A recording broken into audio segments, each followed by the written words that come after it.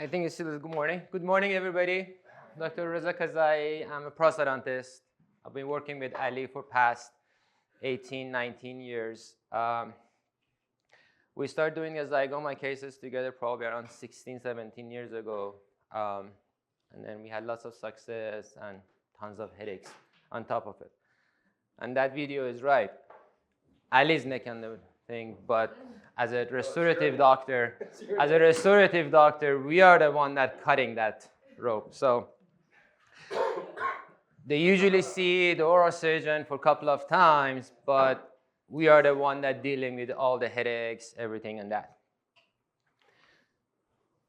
I do lots of expeditions. I'm a prosthodontist by train at USC, graduated around 19 years ago. I do lots of expedition. My biggest fun I have, I go with indigenous people around the world and talk about their life. This one is Papua New Guinea. These people, they live probably around 600 years back in terms of lifestyle. Most of these people, they haven't or they will not see any civilization or any modernism at all. But they have stories. One of the best fun I have with them, just talking about things that we see in life.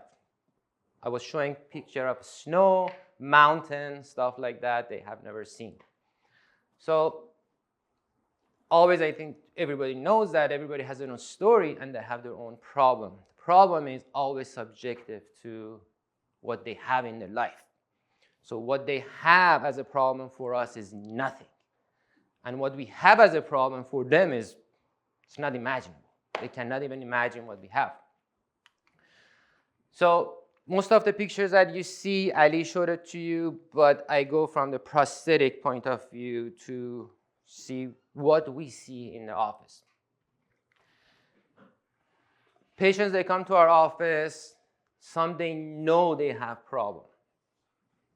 Sometimes it's easy to deal with them because they come to you for help. They already know what they want. Or their spouse. This one, as Ali mentioned, the wife brought the patient in.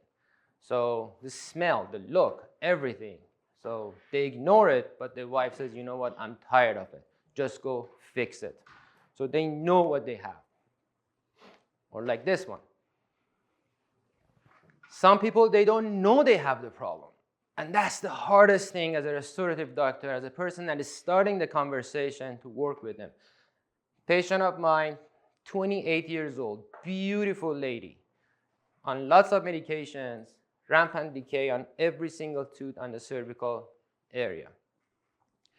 She came for cleaning. My hygienist called me. I looked at the picture. Unfortunately, I don't have the clinical pictures. But telling the 28 years old that you're going to lose every single tooth is not easy.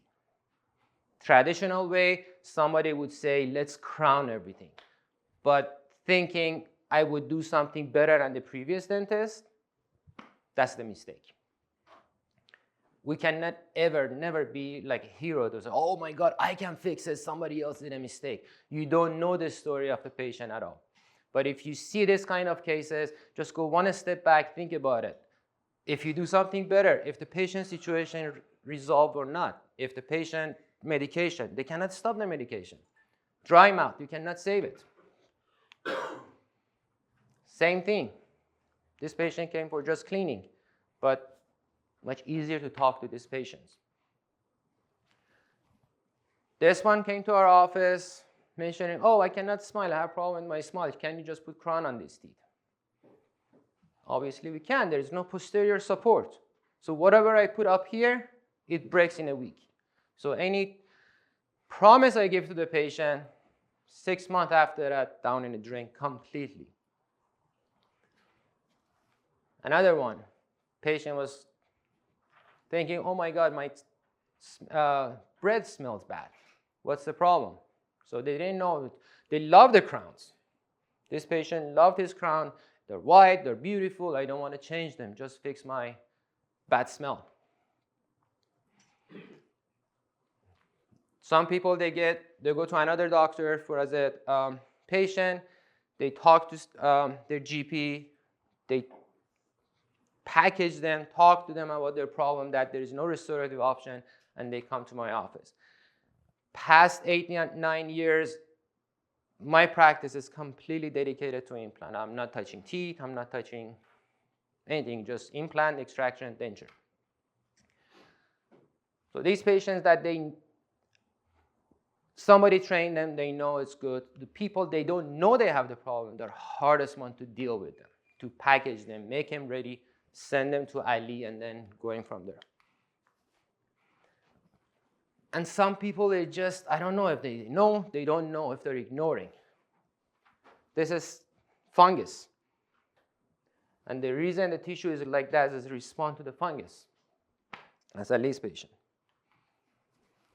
So understanding the complexity, just if we know where we are going, what's the problem with the patient, if we can fix it and how we can fix it.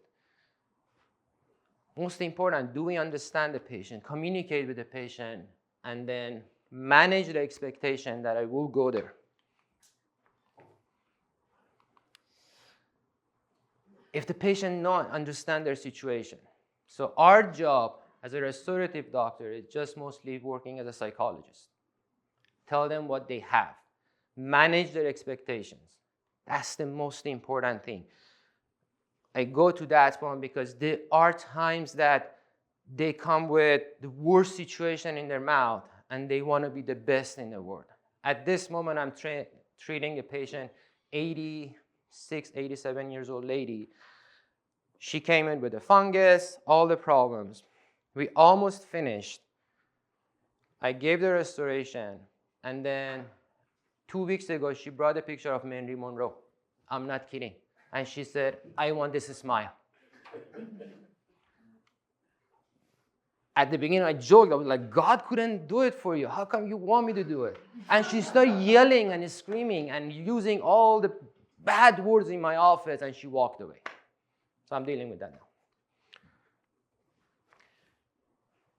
And then after all of these, to choose the material we want to use. So this presentation, I go through mostly this part, and this is the part that it needs at least years and years of training and headache.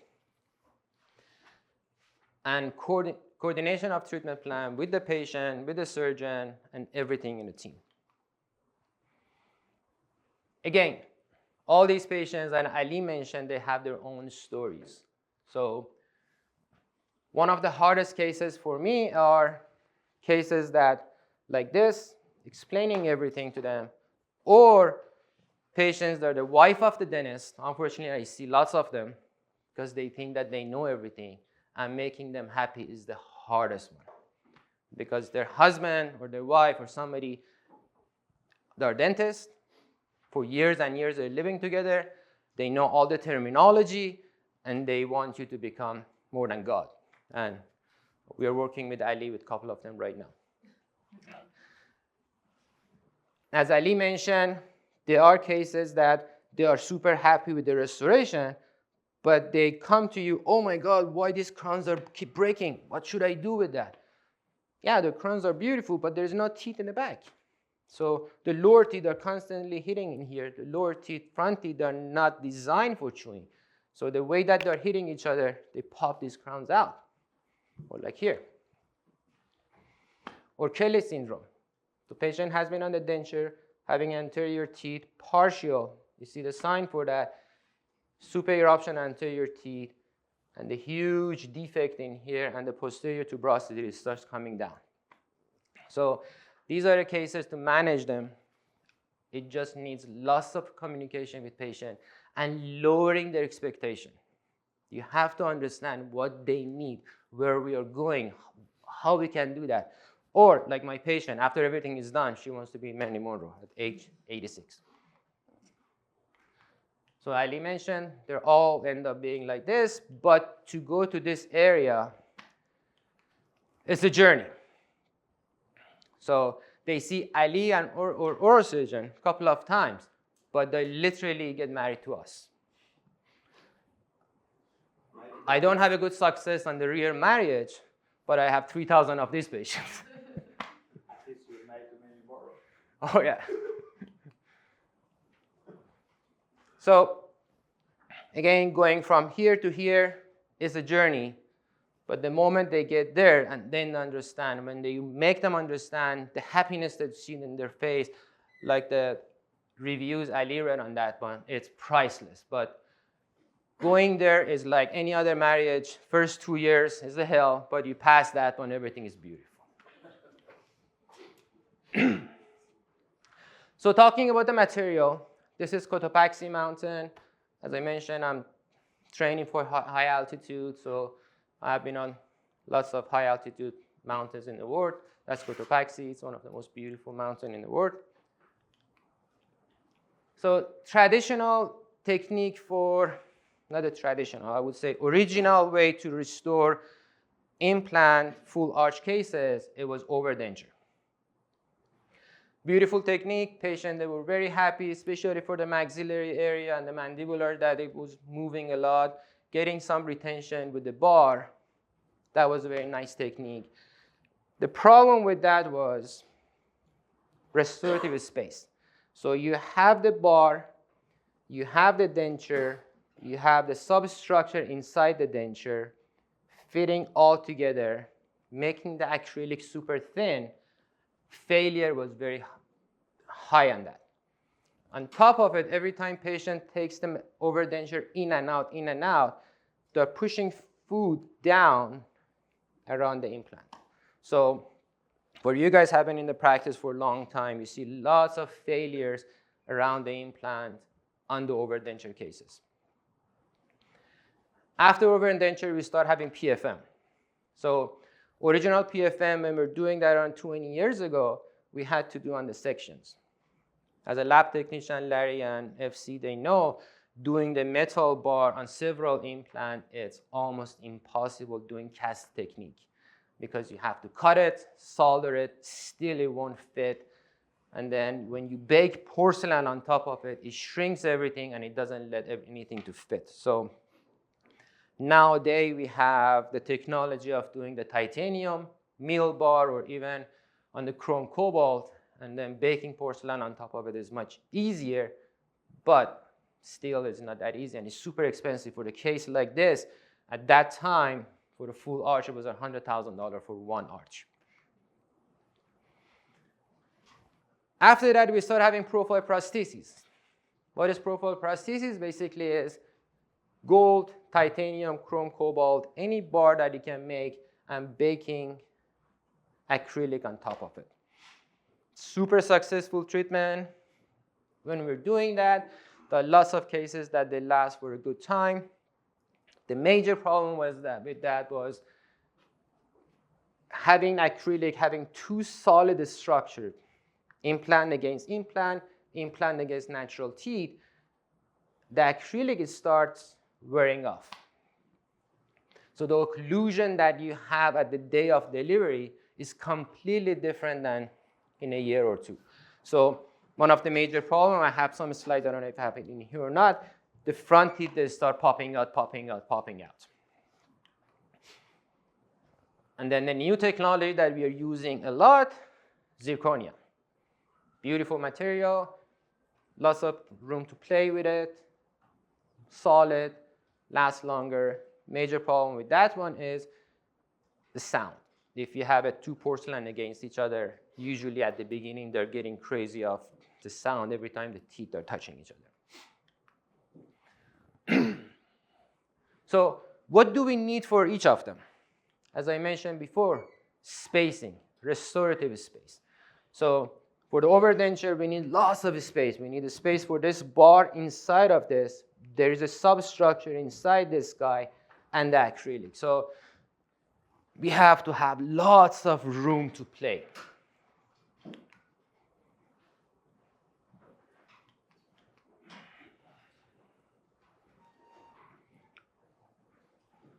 For a profile prosthesis or hybrid, we need minimum 17 millimeter from the incisal edge to the implant head. That space requires for the acrylic, for the titanium, gold, or chrome cobalt inside the prosthesis, and the acrylic comes on top of it. With zirconia, we can play with it. PFM, we can play with it. We can have less space. But all the articles that we have right now exist outside. They're talking about this space on the anterior. But as you know, when you go in the posterior, the space gets smaller and smaller. So we have less space in the back. Oh, I have a picture of what happened there.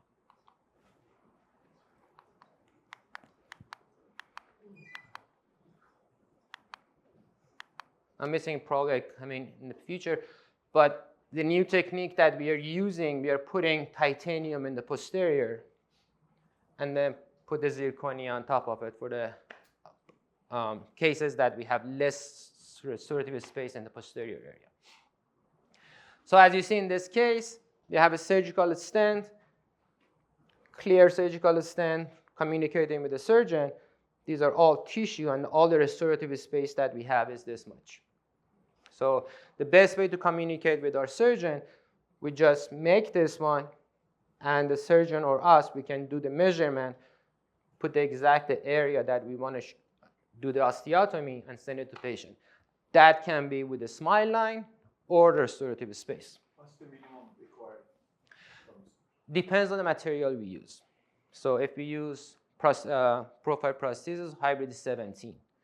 But if we do PFM, zirconia, we can make it smaller. But again, it's not just this space. It's a posterior space as well.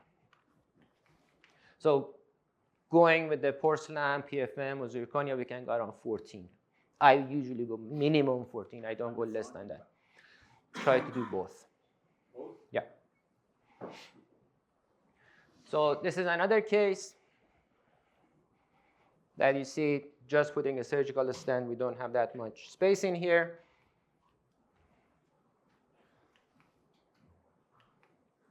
But the surgeon will definitely do that osteotomy, and you see how much we go from there. One of the major problems we used to have in the past was not only vertical defect or vertical space that we needed, is the horizontal defect as well. So patients, they lose alveolar bone and anterior area. They have a huge defect in the front. And when I was getting trained in USC, they were like, okay, the only option we can do for these patients,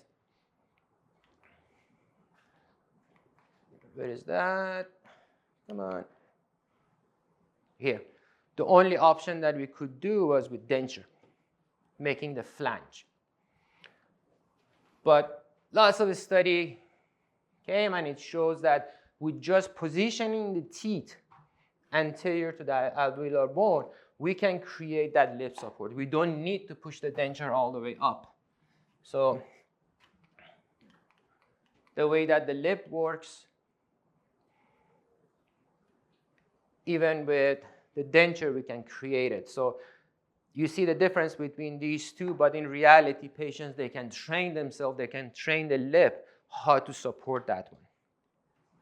So they're almost the same. You see that this one has a flange, that one doesn't have a flange, but they're almost the same.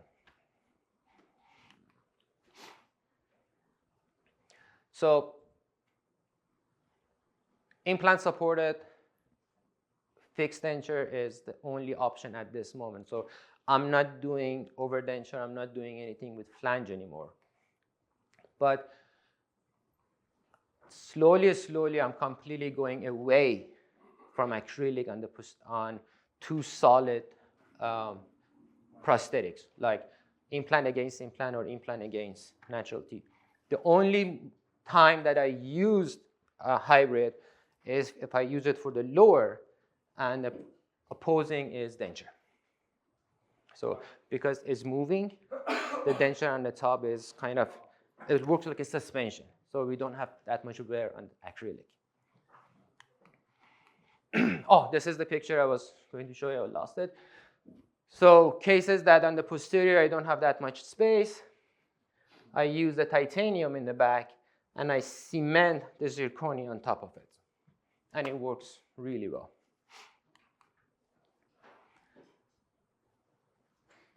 What is the best material for zirconia case, zygoma cases? So on the original or first by Brannemark cases that we're doing with Dr. Alijanian, the protocol was going to the alveolar bone and then going through the sinus. So for the cases they had alveolar bone in here, it was very successful because the implant was holding on the zygoma and holding in this area, no movement.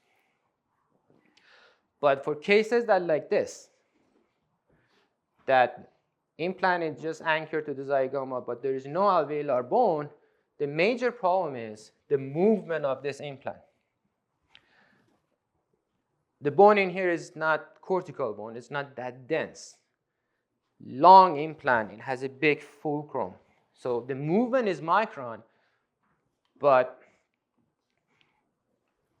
having the implant moves and using the profile prosthesis or hybrid that it has titanium and acrylic, that one has some flexibility and movement. So implant moves, prosthetic moves, what happens? The screw breaks.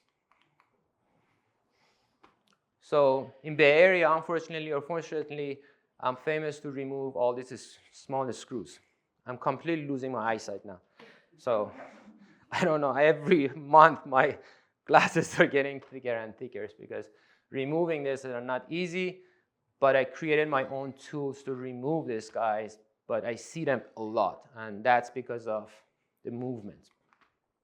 So you see that, sorry for the quality of this picture, but the original one was coming through the sinus. If we had no alveolar bone, this one was moving a lot. But the new approach, at least we guarantee that we go through this alveolar bone, and then we always have two spots that is holding the implants.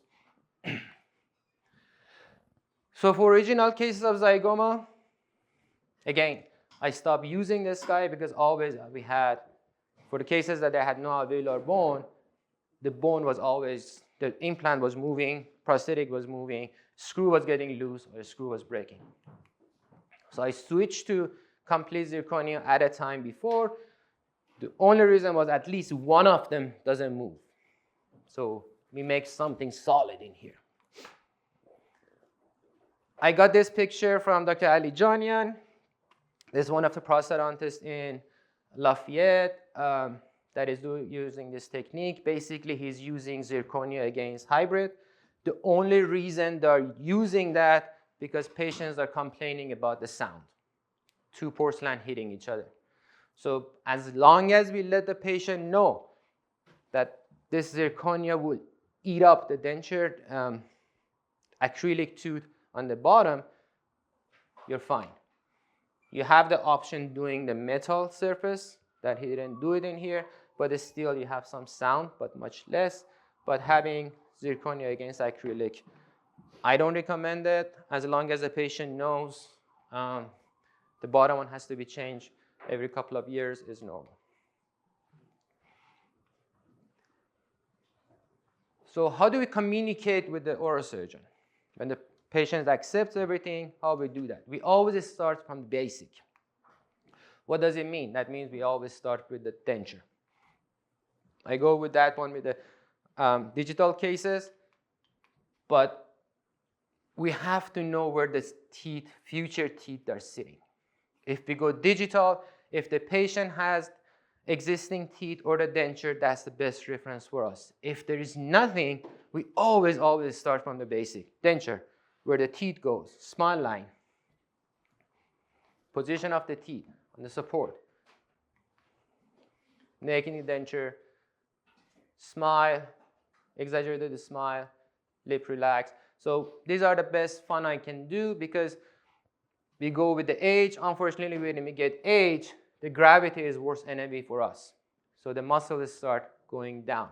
So on the younger people, when they smile or they have the teeth, lips at the rest, you see probably 2 millimeters for some people, around up to 6 millimeters of their anterior teeth.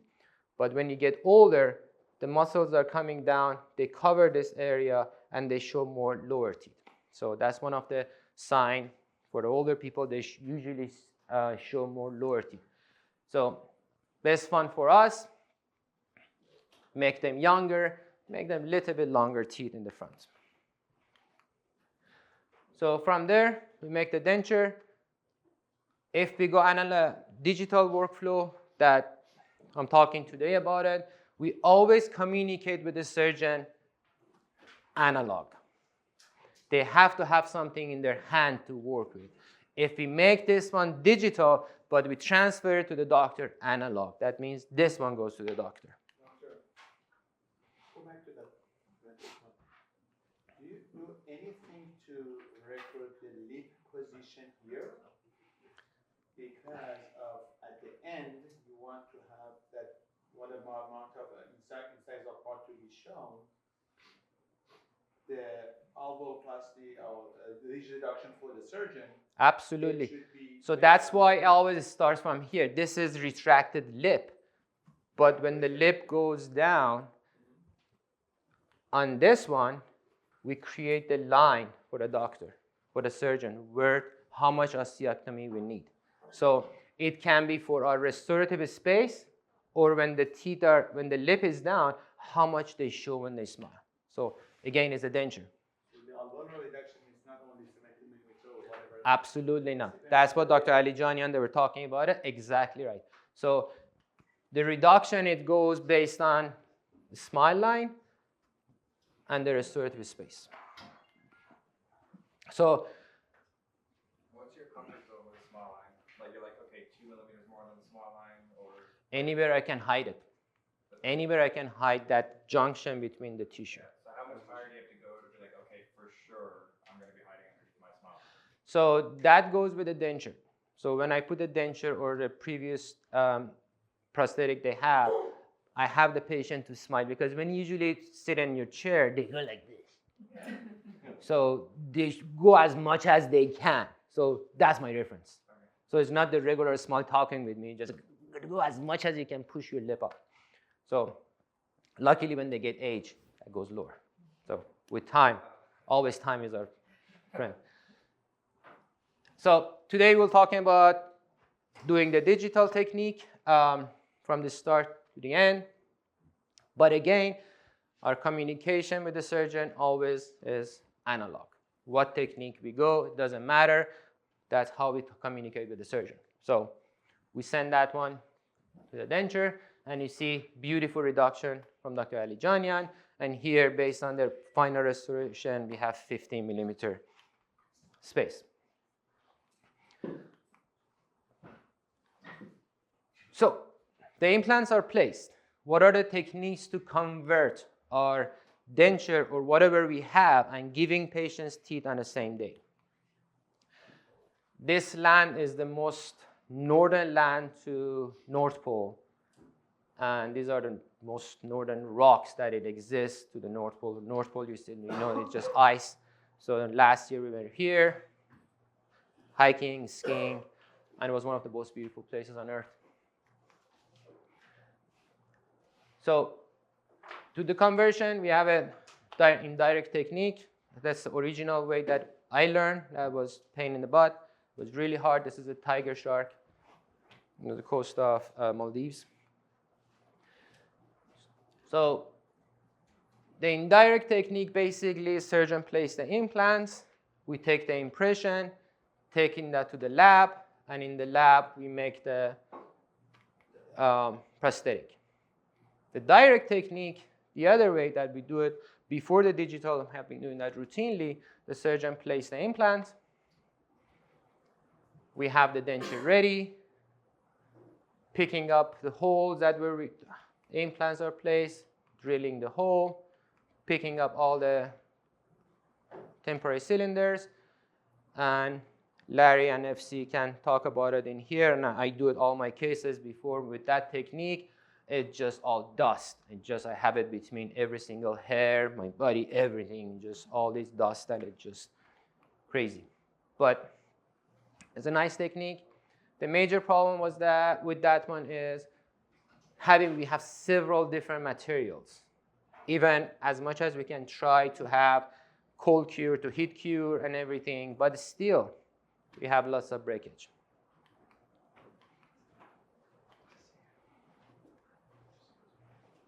Digital conversion. That's something that we are doing now routinely as one of the best techniques. It's much faster, it's cleaner, it's a little bit time consuming based on the techniques that we use. But first thing we need from that one is different techniques that we're using with that. So on the digital conversion, depends what kind of patients we have. There are 3 different patients. One dentate patient that they have occlusal reference. They have teeth in the back to hold the occlusion, keeping us in the occlusion that we want. So we can scan that one, sending to the lab. We have dentate patient with no occlusal reference, like cases that I showed before, that they don't have posterior teeth, they have just anterior teeth. So the bite, original way we used to say that, collapse. We don't use that word anymore, but the bite is completely closed. So we want to open it up. Or a dentulous patient. For these 2, we have to bring the patient back to the position that we want before we start the digital workflow. So we can go back to make the denture, we make the temporary partial, or whatever we want to bring the patient to the occlusion that we want. So on the digital workflow, we have the smile in the front, and then the lab start making that. We go to the detail of that one. And then the lab, this is the original position of the teeth, and the lab will make the whole prosthetic after. And then we have 2 techniques to make the teeth. We can do a subtractive technique. That means the milling. The machine comes and it starts milling everything from a block of PMMA, zirconia, or additive technique is printing that Allure is doing with us. So basically, like any other scanner you have in the office, we can scan the occlusion. We put the patient at the bite that we want. If this is the position that if we want to open the bite, or cases like this, patient already has the bite. And the lab can design the smile on the computer, so they can play with it. We have the previous teeth, they can push it up, push it down, anything they want to do. So there are 2 different ways. So everything, this is designing the fade smile outside of the patient's mouth. But the most technical and the hardest part to work is how to scan the actual implant, the position of the implant. That's the most technical, that's the most headache, that's why the technology was a little bit delayed. The Peak Dental scanner was the original one that they started doing the extraoral scanning. They realized that the intraoral, since they're scanning, there are several pictures. When they're taking pictures, they might have overlap and it's not that accurate. They start doing extraoral. So they put these dominoes inside the patient's mouth, and the flags are showing the timing of the implant inside. And the most craziest part about the PIC was this huge scanner. It's huge. To hold it and just play with it, it was just super hard. The technique that we are using with Allure is intraoral scanner. You can use it 3-shape or you can use it CEREC, either or, and we are using that intraoral. The only thing you have to know with this one, the less time you spend on the scanning, the more accurate your scanning will be. The reason that more scans that you have, the more pictures in the file, the chance of overlapping is much higher, so you have to do it fast and you have to do it quick. The parts that we have, if FC will go to the detail with you guys, how to do the parts. Basically, we have scan body, we have the suture caps, and then we have the tray that there's a genius way to scan, and then you'll see how it works. So we mentioned about cases that dentate patient with no occlusal reference. For those cases, we need some reference for the scanner to tell the scanner exactly where we're scanning and the position of the teeth. So we put scan body on the roof of the mouth. So for just patients that they have no occlusal reference or edentulous patients, we need this scan body on the roof of the mouth. FC, is that correct? So when the surgeon is done, we put the multi-unit abutment and we put the suture caps. But the mouth is full of blood. And no scanner likes that. No scanner can scan that. So what we can do with that, the technique that we have a tray, we put it around the scan bodies. And the old-fashioned technique, putty, mixing the putties, playing with that. We make this dough. We put it inside. We put it inside the tray, pushing on the tissue, and the scan bodies are sticking out. These are the oldest scan body with the notch.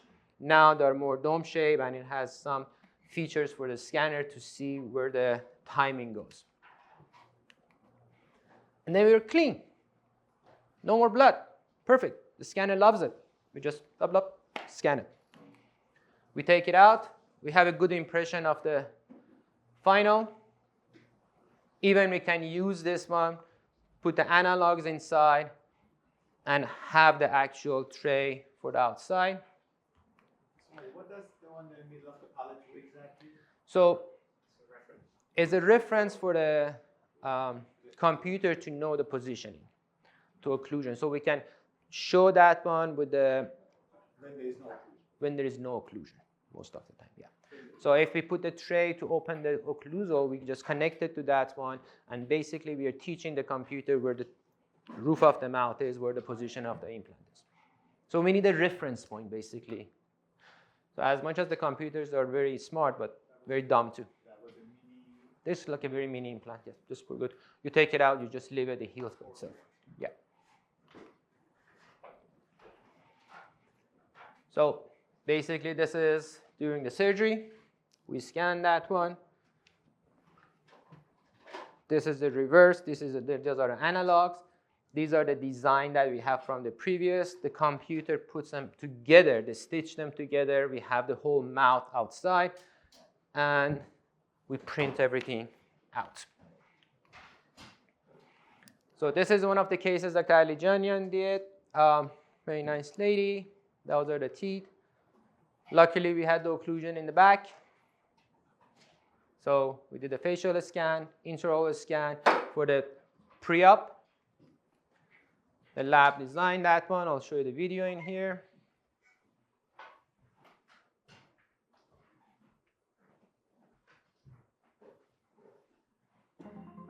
No.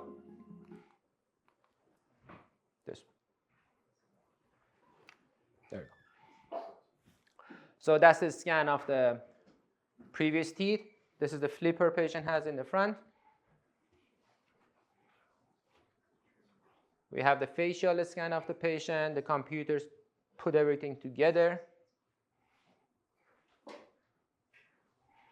And you see we have the tissue showing in here. So she has a very high smile line. We can correct everything on the computer.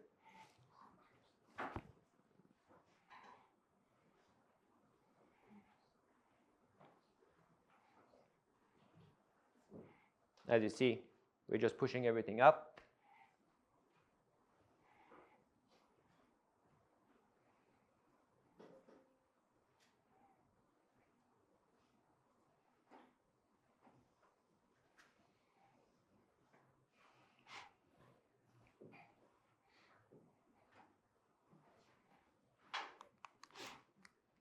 And then this is the video of the surgery. Starting with your hands, place the suture caps over the MUA SRA. So we do all of these this afternoon, and you will see. It is important to ensure that the suture caps are flush with the MUA SRA surface. Once the caps are in place, the next step is to suture around the caps. Place the field universal scan bodies on the suture cap and screw them using a 050 driver, applying finger-tight pressure. Make sure that the scan bodies are seated flush with the suture cap. To Torque each scan body with your driver. Do not exceed 15 Newton centimeter. The STV tray is a custom-made device designed to hold multiple scan bodies, while keeping at bay blood, saliva, blood clots, and any other debris away from the scanning area. The first step is to place the tray in the patient's mouth, ensuring that each scan body is positioned correctly and protruding through the channel of the tray. Once satisfied with the fit of the STV tray, dental putty material is mixed and applied to the tray. The tray is then repositioned in the patient's mouth, and pressure is applied to ensure that the scan bodies protrude through the putty material and the tray's channel. Any excess putty material is removed and or pushed back into the channel using your fingers or dental instrument to clear the scan body heads. Make sure that the scan marker is not covered by the tray or any putty material. Prior to scanning, be sure to clean off any blood, saliva, or debris that might have gotten onto the scan bodies. Start by scanning the occlusion surface from left to right or right to left, then lingually and then facially. Finally, go over each scan body, but don't overscan, as it can create inaccurate data. The scan bodies were designed for easy scanning, so you don't need to waste time scanning unnecessary landmarks. It is crucial that you remember to scan the scan marker. After completing the scanning process for the implants, the next step is to scan the compressed soft tissue. To do this, you need to remove the STV tray from the patient's mouth by unscrewing each scan body carefully. Next, place a field bullet in each scan body and screw them in place with your fingers. Scan the putty with your intraoral scanner, capturing the bullets and all of the tissue architecture from the tray and the sides of the tray. Leave the suture caps in the mouth until delivery of the temporary. And keep in mind we left the tooth in there for reference. Yeah, for this case again, so since we had 2 teeth for keeping the occlusion, we didn't need that index on the roof of the mouth, so we kept 2 teeth in the back, so to keep hold the occlusion, yeah. And this is the final, not the final actually. Is it final or PMMA? That's a PMMA. Yeah. Yeah. 3 hours later. Yeah. Also, is mailed and delivered the same day? They're printed. So as I said, there are 2 techniques that we can use. We can use subtractive milling or additive printing. Both techniques that were successful. Dr. Alijanian mentioned to talk about the cleaning. So there are 2 schools of thoughts for cleaning. There's prostheses after delivering the implant. The old-fashioned, they used to say that every time patient comes, take the restorative out, clean everything underneath, put it back.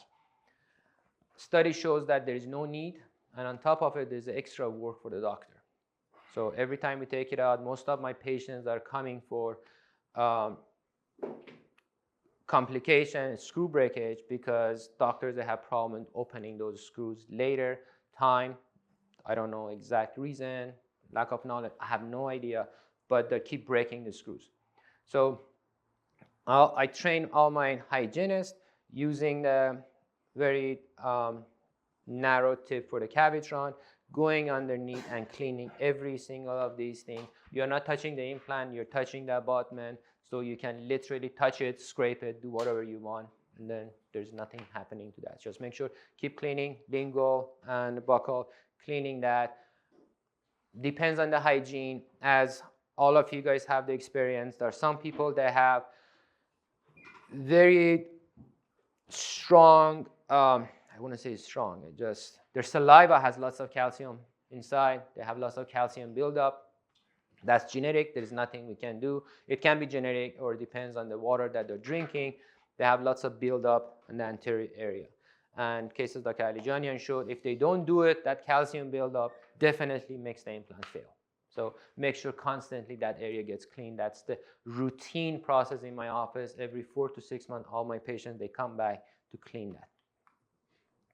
So this is the PMMA after delivery for that patient. And you see beautiful work, Dr. Alijanian, reduction, and the beautiful work from Allure, that just making that prosthetic to hide that smile line. Sorry, the junction. Doctor, do you have any FMX or something from the patient to begin with? What's your Our patient? Yeah. That patient. That patient, I don't have the FMX of this. We should. The whole reason that took time is what? Is just cosmetic, or there was a fading dentary? No, a perio. It was perio. This patient was perio. Yeah. So after the 4 month, when everything. Or she didn't like her double smile, and that's another way to fix it. Yeah, those cases I don't touch them.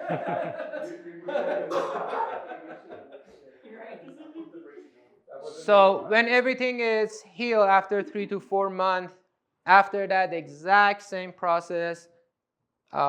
Scan body is on the top. We have most of the information. We have the reference for the occlusion and also the smile. If patient needs any correction on that one, is all working on the computer. The lab technician can work with that one easily to move the teeth around. So basically, again, putting the scan bodies up, using a putty, and then finalizing that with zirconium. So for the patient this afternoon that we are working, this is the pre-op pictures of the same patient that we're working. She has had overdenture that we were talking about it at the beginning of the presentation. The overdenture has been there for a long time. Again, multiple use of that one, pushing that in and out, make every single implant on the top to fail.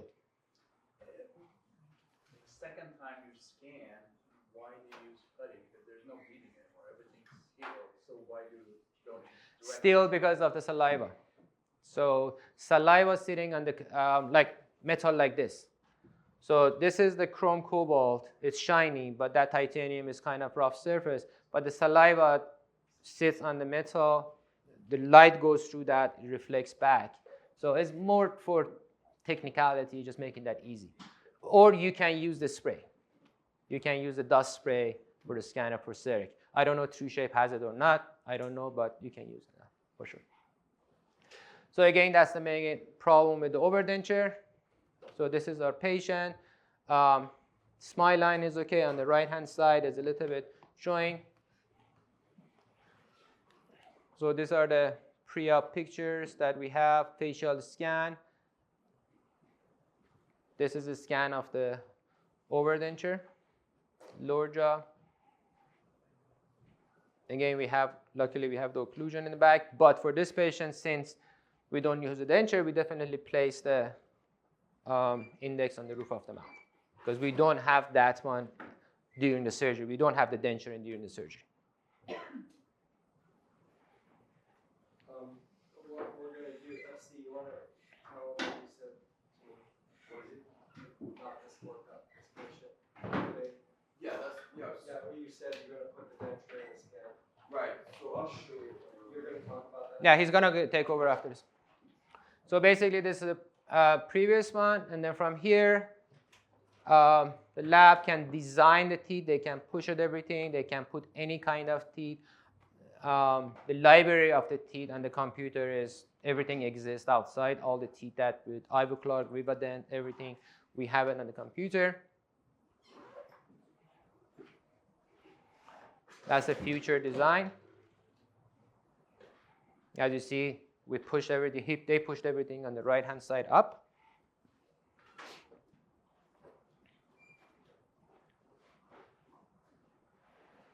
You can even superimpose the previous teeth to the final. So this is the picture that we have. So that shows the outline is almost the same. The only area we changed on the right-hand side. So patient likes the length of their teeth. So that's exactly, we have these two superimposing together.